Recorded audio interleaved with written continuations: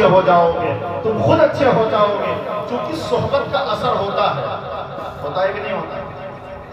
آج ہمارے مشتاق بھائی اگر عاشق نہ ہوتے تو ان کے بیٹوں کے دل میں عشق مصطفیٰ اور عشق اولیاء نہ پیدا ہوتا۔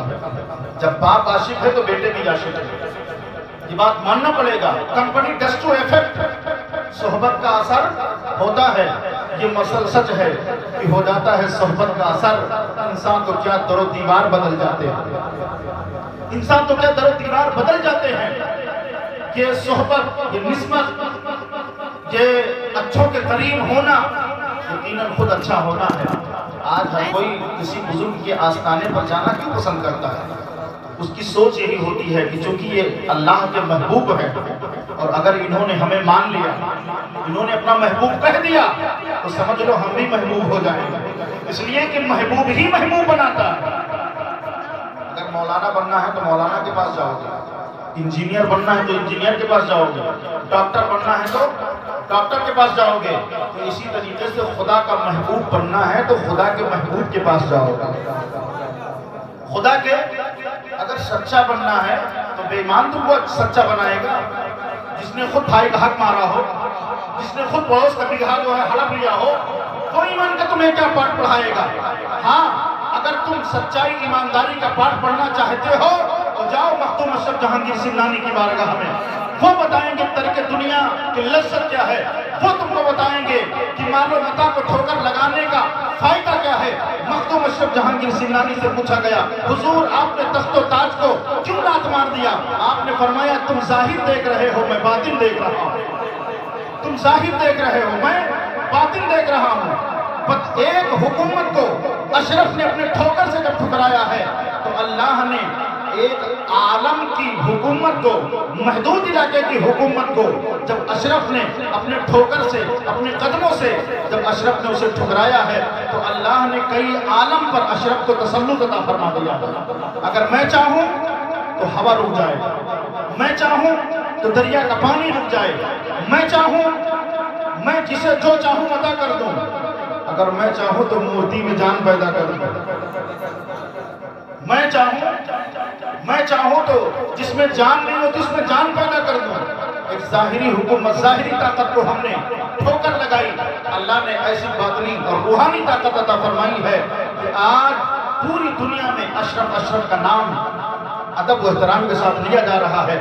تاریخ السلطنت اشرف الاولیاء، مہر برج ولایت بلا کو سلام، مہر برج ولایت بلا کو سلام۔ تو اس دنیا کی لذتوں میں ہمیں کھونا نہیں چاہیے۔ امام اعظم ابو حنیفہ رحمۃ اللہ تعالیٰ علیہ کے بارے میں بتائیے، ہمارے امام، ہم غوث اعظم کے ماننے والے ہیں نا؟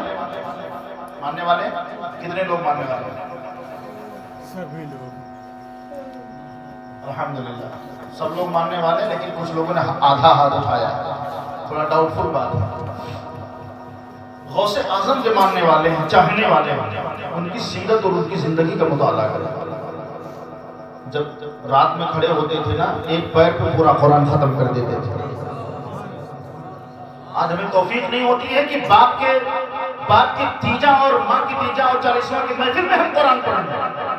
بات الگ ہے کہ یہ ہمارا قرآن صرف تیجا اور 40واں کے لیے نہیں آیا، تو یہ تو قرآن کا اپنا اعجاز ہے، اپنا اعجاز بھی، اپنا اعزاز بھی ہے، دونوں۔ تو قرآن کی اپنی فضیلت ہے، اسے دیکھنا بھی عبادت، اسے چھونا بھی عبادت، اور اسے آنکھوں سے لگانا بھی عبادت ہے۔ لیکن توفیق نہیں ہوتی ہے، آج تو بھاڑے سے سب کام ہو رہا ہے۔ ہم نے بلا دیا ہے مولانا صاحب کو، ہم نے بلا دیا قاری صاحب کو، وہ پڑھیں گے، پڑھ کے چلے جائیں گے، بچوں کو بلا لیا اور شکایت بھی کرتے، مولانا صاحب آپ کے مدرسے کے بچے آئے تھے لیکن انہوں نے پڑھا نہیں، انہوں نے کوئی تلاوت نہیں کی، پراپرٹی آپ نے لیا، جائیداد آپ نے لیا، بیگھا آپ نے لیا، زمین آپ نے لی، بینک بیلنس آپ نے لیا، مدرسے نے کیا لیا ہے آپ کا؟ فصل پہ آتے ہیں جو 1 کٹوری 2 کٹوری چندہ دے دیتے ہو، شاید کہ اسی وجہ سے آپ نے سمجھا ہے کہ ان کو زیادہ پڑھنا چاہیے۔ اگر 1 کٹوری لینے کی وجہ سے 1 پارہ پڑھنا چاہیے تو 10 بیگھا والے کو کتنا پڑھنا چاہیے، خود سوچ لیجیے۔ اگر 1 کٹوری دینے کے بعد 1 پارہ ہم پر لازم کیا جا رہا ہے تو جو پورا کا پورا بیگھا لیے بیٹھے ان کو کتنا پڑھنا چاہیے؟ انہیں پورا رات پورا دن پوری رات پورا دن قرآن ہی لے کے بیٹھنا چاہیے اور اپنے ماں باپ کی مغفرت کی دعا کرنا چاہیے. تو ہم اپنے سوچ کو بدلیں. عمل سے زندگی بنتی ہے جنت بھی جہنم بھی. یہ خاکی اپنی فطرت میں نہ نوری ہے نہ ناری ہے. آج خود عمل کرو. ڈیپینڈ مت ہو جاؤ, ایک دوسرے پر ڈیپینڈنٹ لوگ مت بنو. آتم نربھر بنو. کیا بنو؟ آتم نربھر, سیلف ڈیپینڈ بنو, کانفیڈنس پیدا کرو. موبائل چلانا نہیں آتا تھا, سیکھ لیا. موبائل چلانا نہیں آتا تھا چونکہ یہ 10-15-20 سال کی ایجاد ہے. ابھی ہم لوگ بچپن میں جب جائے شریف میں پڑھتے تھے, جب یہ رائج ہوا اس عروج تک پہنچا. لیکن حال کیا ہے, وہ لوگ بھی اسکرین ٹچ موبائل چلا رہے ہیں جن کے منہ میں دانت نہیں, پیٹ میں آنت نہیں. وہ اگر لکھنا نہیں جانتے تو بول کے منگاتے ہیں, اور ایسی چیزیں منگاتے ہیں کہ ان کی حرکتیں دیکھ لو تو نوجوان کو بھی شرم آ جائے کہ ایک بوڑھے کی حرکت پر. نوجوان کو شرم آ جائے کہ بوڑھے کی حرکت پر. پتہ نہیں کیا, ہمیں موبائل چلانا نہیں جانتے تھے لیکن ہم نے سیکھ لیا. اور قرآن نہیں پڑھنا جانتے, 5 سال 10 سال اماں ابا نے نہیں پڑھایا, پوری زندگی جاہلیہ ہے. بھائی 15 کے سال کے بعد تو آپ نے کمایا تھا, 20 سال کے بعد تو آپ نے دولت اکٹھا کی تھی, آپ کی نوکری لگی, آپ انجینئر بنے, آپ ڈاکٹر بنے, آپ سائنسداں بنے, آپ کی زندگی میں ایک نیا موڑ آیا. کیا اللہ کی بارگاہ میں یہی جا کے جواب دو گے کہ میرے ماں باپ نے مجھے پڑھایا نہیں, 10 سال نہیں پڑھایا, 20 سال نہیں پڑھایا؟ اور اس وقت اللہ کی بارگاہ میں اگر مفتی امجد علی خان صاحب کو پیش کیا گیا اور انہوں نے تم کو جواب دیا, تب تم کیا کرو گے؟ وہ میرا امجد مجد کا پکا سب سے یہ کتراتے ہیں. حضرت صدر الشریعہ رحمۃ اللہ علیہ کے تعلق سے میں نے پڑھا ہے کہ آپ دن میں روڈ بنانے کا کام کرتے تھے, رات جب ہوتی تھی تو اعلیٰ حضرت کی بارگاہ میں جا کے پڑھا کرتے تھے. آج تو محلے کے امام سے سورہ فاتحہ کوئی نہیں سیکھتا, مولانا عالم صاحب. آج محلے کے امام سے کوئی سورہ فاتحہ نہیں پڑھنا چاہتا, سیکھنا نہیں چاہتا. سیکھنے کی طلب پیدا کرو, طلب پیدا کرو. اس لیے کہ پیاسا کنویں کے پاس جاتا ہے, کنواں پیاسے کے پاس نہیں جاتا. لیکن اس دنیا کی ریت بڑی عجیب ہے. آپ نے دیکھا ہوگا شراب کے ٹھیکے پہ جہاں بکتا ہے وہاں تالا بند ہوتا ہے, ایک کھڑکی کھلی ہوتی ہے, ادھار کا کوئی سسٹم نہیں, جانا پڑے گا تم کو لینے کے لیے. اور دودھ والا صبح ہی صبح آ جاتا, بھیا دروازہ کھولو دودھ لے لو, دروازہ کھولو دودھ لے لو. چونکہ طلب ہماری ایسی ہے. تو جب طلب اچھی ہوگی تو سروس بھی, ذرا بولیں, کہتے ہیں لوگ پتہ نہیں جو ہے جلسوں میں صرف جو ہے نعت ہی نعت ہوتی ہے, اچھا بیان نہیں ہوتا ہے, پتہ نہیں کہاں سے مولانا لوگ آ جاتے ہیں. ڈیمانڈ کون کرتا ہے؟ طلب آپ کی ہوتی ہے نا.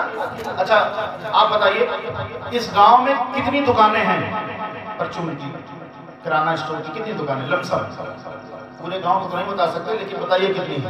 2 4 6, ٹھیک ہے 6 دکانوں پہ آپ جائیے اور آپ مجھے اس وقت 6 کلو بادام لے کے آئیے, ملے گا؟ نہیں ملے گا. کیوں؟ اس لیے کہ بادام کھانے والے لوگ تو کملا پسند, بیمل راشری, یہ کملا پسند ہے تو جملہ پسند ہے. بڑی فضیلت اس کو بیان کیا ہے کسی نے. یہ کملا پسند آپ کو کلو نہیں گورے میں مل جائے گا. کیوں؟ کیا دکاندار کے پاس عقل نہیں ہے؟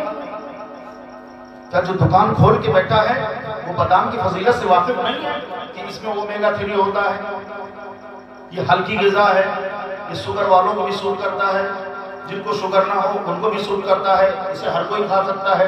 اب اتنی فضیلت اس کی کہ ہمارے بزرگوں نے کہا کہ بادام کو ناشتے میں یوز کرو اور کھانا بھی بقدر بادام باید خود. کتنی بڑی فضیلت ہے کہ بادام کا ذکر کیا ہے. لیکن کیا دکاندار نہیں جانتا ہے؟ جانتا ہے. لیکن اے دکاندار ذرا تو یہ بتا کہ تو بادام کو جانتے ہوئے تو نے کملا پسند رکھا کیوں؟ مولانا الیاس صاحب اگر کرم فرما دیں گے, یہ ہمارے علماء ہیں, یہ ہمارے علماء ہیں.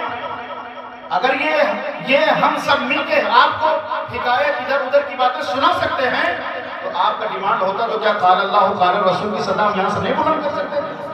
اگر ہم اس بزرگ کی اس بزرگ کی ان کی کہانی ان کی کہانی ہم یاد کر کے تم کو راضی کر سکتے ہیں, تم کو سنا سکتے ہیں, تو اللہ نے کیا کہا، رسول نے کیا کہا، کیا حدیث ہم نہیں سنا سکتے ہیں؟ لیکن مجھے کیا ہے، غفلت ہمارے اندر آئی کہاں سے ہے؟ چونکہ آپ کے طلب کا دامن ہی تنگ ہو گیا ہے۔ آپ نے کبھی ڈیمانڈ ہی نہیں کیا ہے کہ مولانا ہم گفتگو سنیں گے تو قرآن کے حوالے سے، ہم گفتگو سنیں گے تو حدیث کے حوالے سے، جو قرآن پڑھے گا، جو حدیث پڑھے گا، ہم اسے اپنے سر پہ بٹھائیں گے، جو ادھر ادھر کی باتیں کرے گا ہم اسے نیچے بٹھائیں گے۔ اگر یہ آپ نے ڈیمانڈ کیا ہوتا تو آج یہاں سے بھی وہی مال ملتا جس کی آپ امید رکھ رہے ہیں۔ تو ہماری کمی نہیں ہے، جو کمی ہے ذوق طلب میں ہے، جو کمی ہے ذوق طلب میں ہے۔